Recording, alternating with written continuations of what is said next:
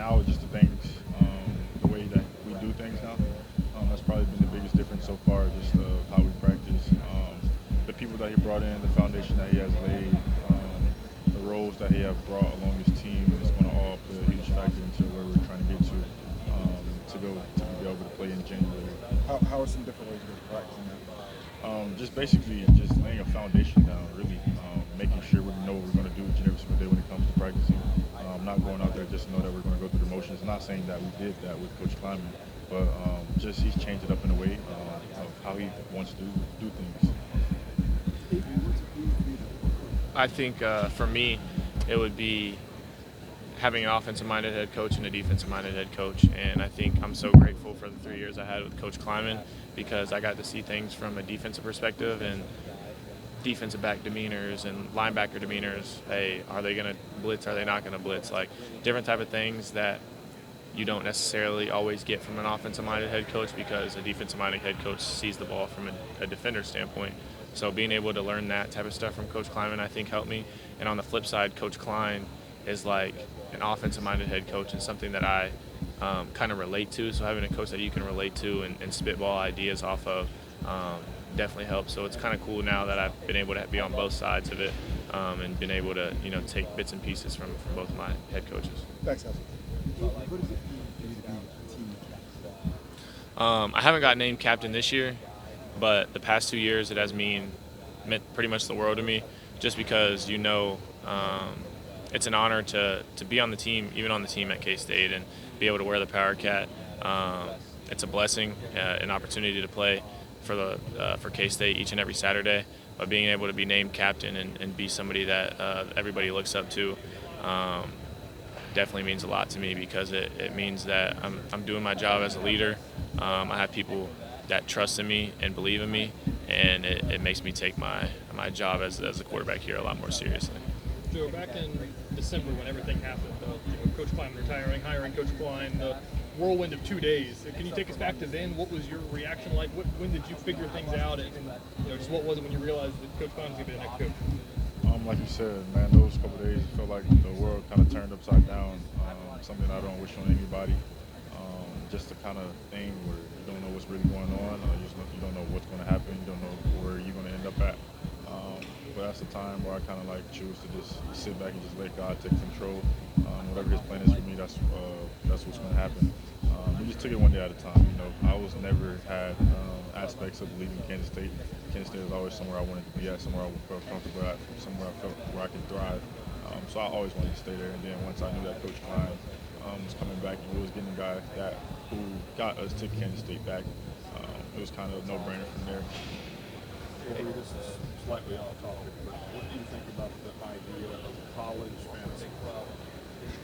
I've never been a big fantasy football guy just because I draft players that are good and it's not always the right logic. Like I draft fantasy football when I used to play in high school like you're drafting for an NFL draft. Like I'm picking my quarterback first, like how I would want to build a team, and then the number system and point system doesn't make any sense to me. So I haven't played fantasy football in quite some time, but I think they do have college fantasy football. Yeah, there's some out there already. Particularly somebody else. I guess kind of related to that is on that very point. Now that money is so much more a part of your all's getting about it, is there still a difference? Is there still a line between college and the NFL when it relates to things like fantasy football and stuff? I mean, I guess I don't think my opinion on that really changes the outcome of where college football is headed and where the NFL is headed. I don't really get too big in the fantasy football and the world like that because it's kind of close to betting, and anything with betting is just like a danger zone. So I just kind of steer clear from all that different type of stuff and just focus on playing ball. And I don't have enough free time in my day to worry about, let me put in my fantasy football picks before my Saturday game anyway. So I kind of just try to steer clear from all that and let the fans let that stay into the fans' lane and kind of handle the business part and the football side of things from my point of view. But I used to be a big fantasy football fan before I got to college.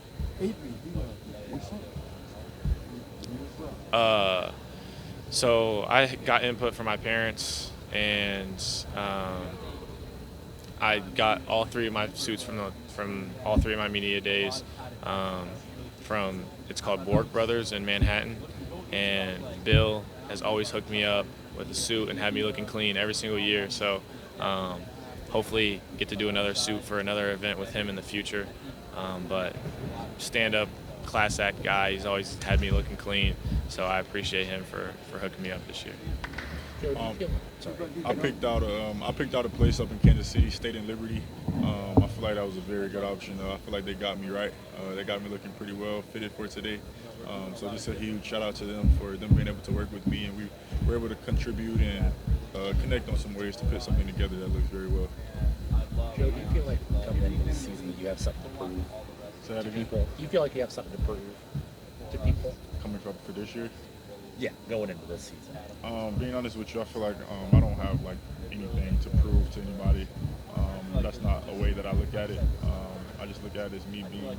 I understand people may think that I'm trying to prove them wrong or still trying to prove. I don't look at it that way at all. I just go out and be the best version of me each and every single week. That's how I look at it, taking it one day at a time. If I go out and be the best version of Joe Jackson that Joe Jackson can be, and Joe Jackson does what he's supposed to do, and everything else will come along with that. Avery, who give you the best advice about playing quarterback?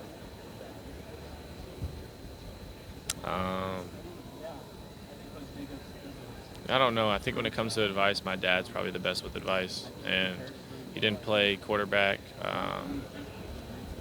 at any point in his life, but when it comes to life and getting through things and having confidence and knowing how to motivate, he knows how to strike a chord with people, and he's a really good people person. And I think for me, anytime I struggled with confidence or kind of lost my identity, my dad has been able to snap me back into it pretty quickly, and I think it goes hand in hand with my on-the-field skills. So. It was a big talk of college sports that they changed the 5-year model. Have you learned anything about that? Have you thought anything about that? You know, I know you talked about going into your final year. Now you have the chance to go into another year after that. Have you learned anything about all that stuff?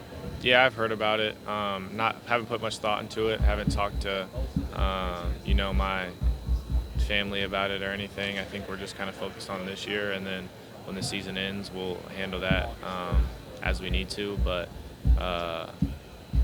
kind of just set on winning games this fall and letting all that kind of play itself out after the year. What's kind of your thought